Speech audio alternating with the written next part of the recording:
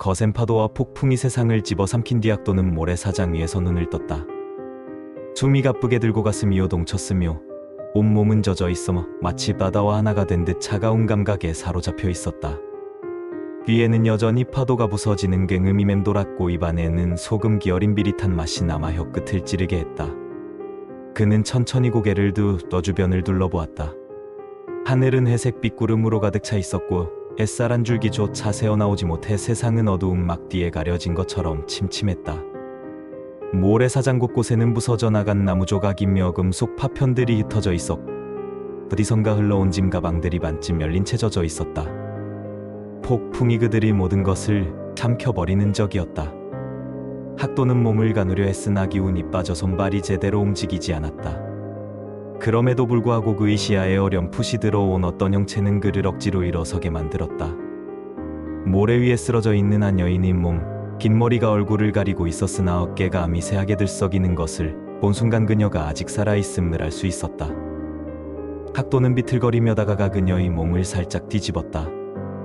얼굴이 드러나자 창백하지만 아름다운 이목구비가 드러났고 그 입술은 작게 떨리며 숨결을 내뱉고 있었다. 괜찮습니까? 학도는 떨리는 목소리로 나직히 물었으나 여인은 대답하지 못한 채 눈꺼풀만 가볍게 움직였다. 학도는 급히 그녀의 어깨를 잡고 흔들었다. 잠시 뒤 그녀의 눈동자가 천천히 열리며 희미한 시선이 그를 향했다. 여긴 어디죠? 그녀의 목소리는 거의 들리지 않을 만큼 작았으나 분명히 절박했다. 학도는 짧게 숨을 내쉬며 말했다. 폭풍 때문에 배가 부서졌습니다. 여기 남아무인도일 겁니다. 그 말을 들은 여인이 눈빛이 흔들리더니 곧 작게 중얼거렸다. 살았군요. 그 순간 두 사람은 말하지 않아도 알았다. 이 낯선 섬에서 서로에게 의존하지 않으면 살아남을 수 없다는 것을. 학도는 그녀를 일으켜 세우려 했지만 그녀의 다리는 힘을 잃어 금세 풀썩 주저앉았다. 그래서 그는 그녀의 팔을 자신이 어깨에 걸치고 천천히 해변을 따라 걸었다. 발밑의 모래는 축축하고 무거워한 걸음마다 그들이 힘을 빼앗아갔다. 곳곳에 떠밀려온 짐 가방을 열어보았으나 안에는 젖은 옷가지와 부서진 통조림 조각뿐 먹을 만한 것은 찾을 수 없었다. 비릿한 바다 내음과 함께 불안이 짙게 스며들었다. 숲이 가까운 곳까지 이르렀을 때 짙은 풀 내음이 코끝을 찌르고 습한 공기가 몸을 감쌌다. 나무들이 엉켜기를 막았지만 그 속에는 폭풍으로부터 피할 수 있는 은신처가 있을 것 같았다. 학도는 여인이 손을 잡아 끌며 안쪽으로 들어갔다. 숲속은 점점 어두워졌고 작은 벌레 소리만 이 정막을 깨트렸다. 한참을 헤매던 끝에 그들은 바위 틈으로 된 작은 동굴을 발견했다. 동굴 입구는 좁았지만 안쪽은 사람 둘이 앉아 쉴 수 있을 만큼 공간이 있었다. 학도는 젖은 나뭇가지를 모아 불을 피우려 했지만 쉽지 않았다.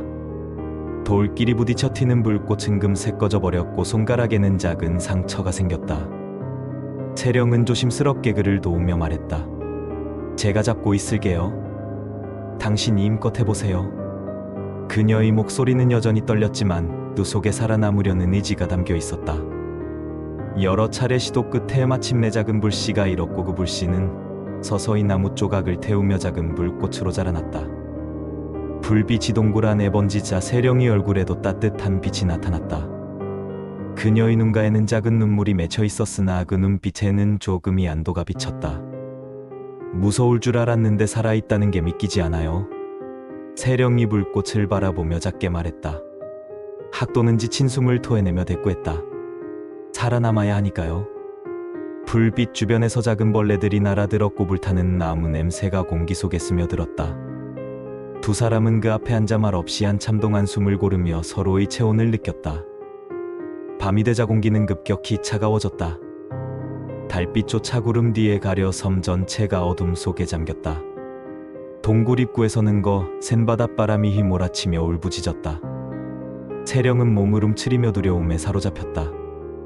혹시 우린 구조되지 못하는 건 아닐까요? 그녀의 목소리는 희미하게 흔들렸다. 학도는 한참 동안 말을 잇지 못하다가 조용히 대답했다. 누군가 우릴 찾을 겁니다. 그러니 지금은 버텨야 합니다. 그러나 그의 심장 속에서도 두려움은 사라지지 않았다. 폭풍은 모든 신호를 끊었고 이 섬이 정말 지도에 표시된 곳인지조차 확신할 수 없었다. 차가운 바람이 동굴 안을 휩쓸자 세령은 더 이상 견디지 못하고 학도의 곁으로 몸을 기댔다. 낯선 남자에게 기댄다는 것은 망설여지는 일이었지만 그녀에겐 선택지가 없었다. 학도 역시 갑작스러운 접촉에 조금 놀랐으나 여의 떨림을 느끼며 팔을 내려 조심스럽게 감싸주었다. 서로의 채우는 작은 불꽃보다 더 따뜻하게 그들을 덮었다. 이름도 서로의 과거도 제대로 알지 못했지만 두 순간 그들은 분명히 하나의 운명에 묶여 있었다. 그들은 한참 동안 그 자세로 앉아 있었다. 바깥에서는 천둥 소리가 멀리서 울려 퍼졌고 바다의 거친 숨결이 계속 밀려들었다. 그러나 동굴 안에서는 숨결과 심장 소리만이 조용히 흐르고 있었다. 세령은 서서히 눈을 감으며 속삭였다. 살아있다는 게 이렇게 따뜻할 줄 몰랐어요. 학도는 다시 말없이 그녀를 조금 더 가까이 끌어안았다.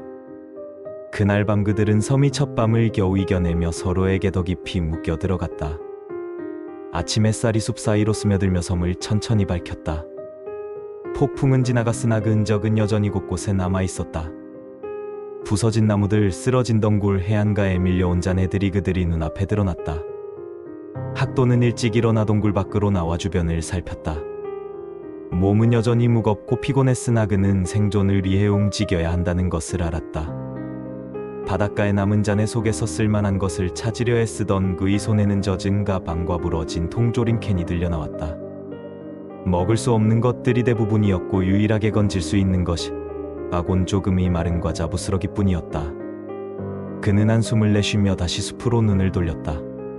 세령은 아직 동굴 안에 앉아 있었지만 학도의 발소리를 듣자 고개를 들었다. 그녀의 얼굴은 창백했으나 눈빛은 조금씩 안정을 찾아가고 있었다. 학도는 작은 부스러기를 그녀 앞에 내밀며 말했다.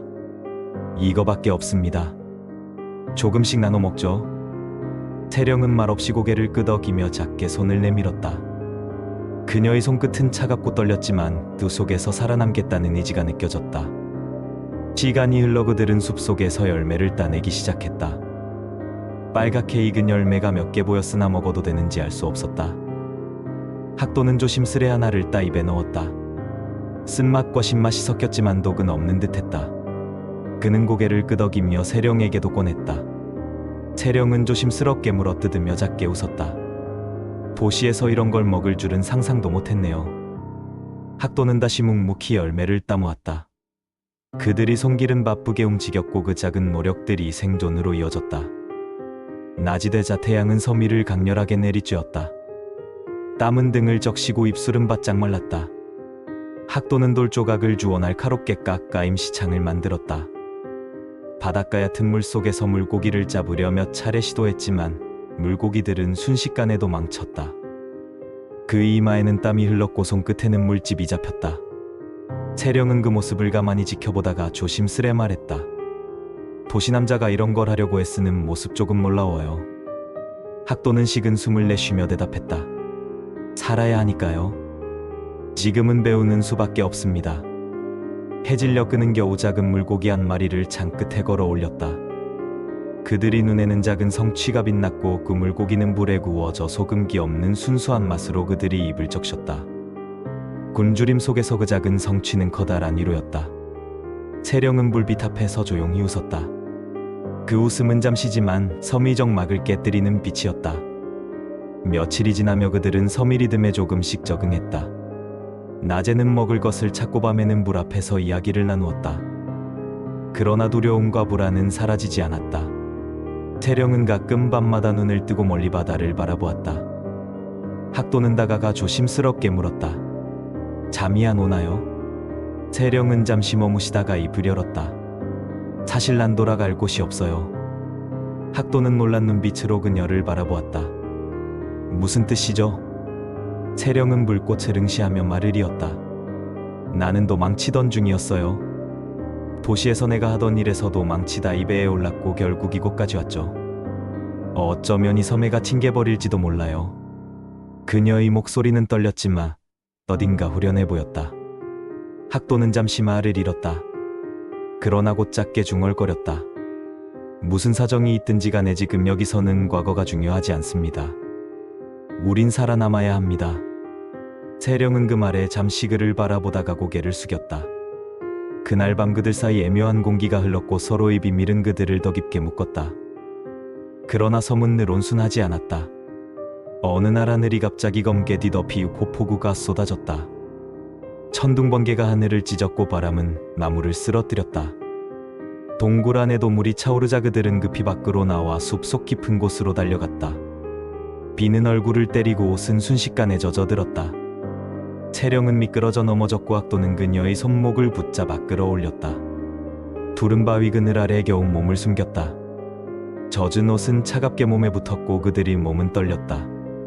서로의 체온에 기댈 수밖에 없었고 세령은 작게 속삭였다. 당신 없었으면 이미 죽었을 거예요. 학도는 짧게 대답했지만 가슴이 떨렸다.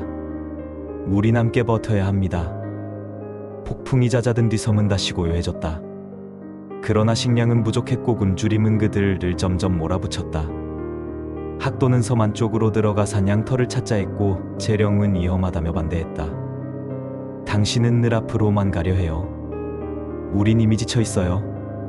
그녀의 목소리는 날카로웠다. 학도는 분노를 억누르지 못했다. 움직이지 않으면 굶어 죽습니다. 지금 멈추면 희망은 없어요. 마른 가시처럼 서로를 찔렀다.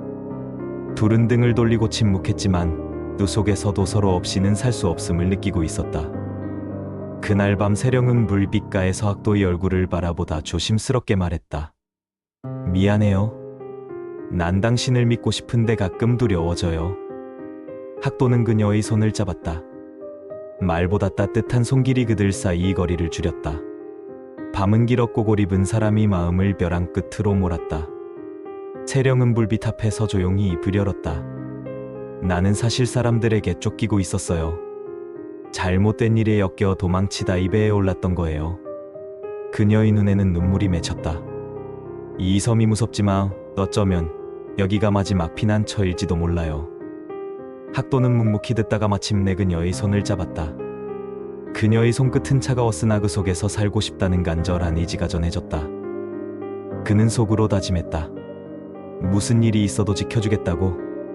고립은 시간을 뒤틀고 감정을 격렬하게 만들었다. 끝없는 밤, 사라지지 않는 정막 속에서 둘은 서로의 존재를 더 깊이 의식했다. 작은 불빛 앞에서 나눈 대화는 점점 길어졌고 사소한 손길에도 심장은 빠르게 뛰었다. 태령은 학도를 바라보다 작게 속삭였다. 당신 없인 버틸 수 없을 것 같아요. 그 말은 절박했다. 학도는 그녀를 끌어안았다. 처음엔 떨림을 진정시키려는 포옹이었지만 또 호흡은 거칠어지고 심장은 격렬해졌다. 그들이 채우는 차가운 공기를 밀어내며 서로를 파고들었다. 채령이 손끝이 학도의 어깨를 스쳤고 학도의 손은 그녀의 허리를 감쌌다. 긴 고립이 시간이 만드는 은밀한 유혹 속에서 그들은 서로에게 마음을 열었다. 불꽃은 늦도록 꺼지지 않았고 그들 사이에는 말보다 깊은 감정이 흘렀다. 바다의 거친 숨결은 여전히 멀리에서 들려왔으나 그들의 내부에는 묘한 평온과 안도감이 찾아왔다. 날이 갈수록 섬은 두 사람에게 낯설면서도 익숙한 공간이 되어갔다. 아침이면 새소리와 함께 눈을 뜨고 숲속을 돌며 먹을 것을 찾았다. 낮에는 햇볕을 피해 바위 그늘에서 잠시 쉬었고 저녁이면 작은 불을 피워놓고 서로의 하루를 나누었다. 고립된 시간은 느리게 흘렀지만 그 속에서 둘의 관계는 점점 깊어졌다. 태령은 처음보다 훨씬 더 자신의 이야기를 풀어놓았고 학도는 묵묵히 듣고 받아주었다. 과거의 상처와 비밀이 차례로 드러날수록 그들의 마음은 서로를 더 단단히 묶었다. 그러나 섬은 늘 잔인한 시험을 내렸다. 어느 날 세령이 열을 심하게 앓았다. 먹은 열매가 문제였는지 그녀의 얼굴은 붉게 달아올랐고 숨결은 거칠었다. 학도는 숲속을 뒤졌을 만한 약초를 찾으려 헤맸다. 햇빛은 강하게 내리쬐고 발밑에는 뱀과 벌레들이 우글거렸지만 그는 포기하지 않았다. 마침내 쓴맛이 나는 풀잎을 몇 개 뜯어다가 불에 끓여 세령에게 먹였다. 세령은 힘겹게 삼키며 눈을 감았다. 밤새 학도는 그녀 곁에서 잠들지 못하고 땀에 젖은 이마를 닦아주었다. 새벽이 되자 열은 조금 내려가 있었고 세령은 힘겹게 미소를 지었다. 당신 덕분에 살았어요. 그 순간 학도는 무거운 짐이 풀리듯 산도의 숨을 내쉬었다. 그러나 위험은 끊임없이 몰려왔다. 폭풍 후 무너진 나무들 사이에 숨어있던 생동물이 그들을 덮쳤다. 학도는 본능적으로 돌을 들어쥐고 앞을 막아섰다. 날카로운 이빨과 눈빛은 무시무시했지만 그는 물러서지 않았다. 긴 싸움 끝에 동물은 숲속으로 사라졌고 학도는 상처투성이가 된 채 쓰러졌다. 세령은 떨리는 손으로 그의 팔을 붙잡았다. 당신이 없었다면 그녀의 눈에는 눈물이 맺혀 흘러내렸다. 그 순간 그녀는 더 이상 숨기지 않았다. 그에게 기대고 싶다는 마음을, 그와 함께하고 싶다는 간절함을. 그 후로 둘 사이 이 거리는 더 이상 존재하지 않았다. 밤마다 불빛 옆에서 그들은 서로의 숨결을 확인했고 때로는 긴 대화로, 때로는 말 없는 포옹으로 서로를 위로했다. 고립된 섬의 정막 속에서 그들이 기댈 곳은 초록뿐이었다. 태령은 학도의 어깨에 머리를 기대며 작게 속삭였다. 당신이 있어서 난 두렵지 않아요. 학도는 그녀의 머리칼을 쓰다듬으며 대답했다. 내가 있을 겁니다. 끝까지. 그 말은 섬의 밤을 따뜻하게 덮었다. 시간은 흘렀고 그들의 몸과 마음은 섬의 리듬에 익숙해졌다. 그러나 어느 날 멀리 수평선에서 빛이 반짝였다. 처음에는 착각인가 싶었지만 분명히 어딘가에서 배가 지나가고 있었다. 세령은 숨을 죽이며 학도를 바라보았다. 그의 눈빛도 격렬하게 흔들렸다. 구조의 가능성, 돌아갈 수 있는 길. 그러나 그 순간 두 사람의 가슴 속에는 서로 다른 감정이 뒤섞였다. 돌아가면 과거가 다시 그들을 덮칠 것이었다. 세령에게도 학도에게도 이 섬은 저주이자 은신처였고 또 하나의 새로운 세상이기도 했다. 그날 밤 그들은 불빛 앞에 석인 대화를 나누었다. 세령은 눈을 내려뜨리며 말했다. 돌아가면 난 다시 쫓길 거예요. 다시 숨을 곳이 없어질 거예요. 학도는 조용히 대답했다. 하지만 여기서 영원히 버틸 순 없습니다. 우린 결국 결정해야 합니다. 그들의 대화는 긴 침묵으로 이어졌다. 불꽃은 타올라 잿더미로 변했고 바닷바람은 동굴 안을 가득 채웠다. 새벽녘 학도는 다짐했다. 그녀와 함께 나가겠다고. 과거가 어떻게 따라와도 이제는 도망치지 않겠다고. 세령은 그의 눈빛에서 단단한 의지를 읽었다. 그녀는 작게 고개를 끄덕이며 그에게 몸을 맡겼다. 그들의 심장은 빠르게 뛰었지만 그 안에는 공포가 아닌 확신이 있었다. 며칠 뒤 그들은 떠내려온 나무 조각과 밧줄을 엮어 임시된 목을 만들었다. 손은 피투성이가 되고 온몸이 상처로 덮였지만 그들의 눈빛은 흔들리지 않았다. 마침내 거칠지만 무리에 뜨는 뗏목이 완성되었다. 그날 밤 마지막으로 섬의 모래사장에 앉아 그들은 바다를 바라보았다. 태령은 작게 속삭였다. 이곳에서의 모든 시간이 저주였던 것 같으면 저도 당신과 있어서 행복했어요. 학도는 다정히 그녀의 손을 주며 대답했다. 나도 마찬가지입니다. 어떤 일이 와도 당신과 함께라면. 그들은 서로의 손을 굳게 잡고 새벽 바다로 뗏목을 밀어냈다. 파도는 거칠었고 미래는 여전히 불확실했으나 그들의 눈에는 희망이 빛났다. 섬은 멀어져 갔고 태양은 천천히 수평선 위로 올라왔다. 그 빛은 두 사람의 얼굴을 붉게 물들였다. 이제 그들에게 섬은 과거가 되었다. 폭풍과 고립과 두려움 속에서도 그들이 얻은 것은 서로였다. 그리고 그것만으로도 앞으로의 험난한 길을 건너갈 용기를 갖기에 충분했다.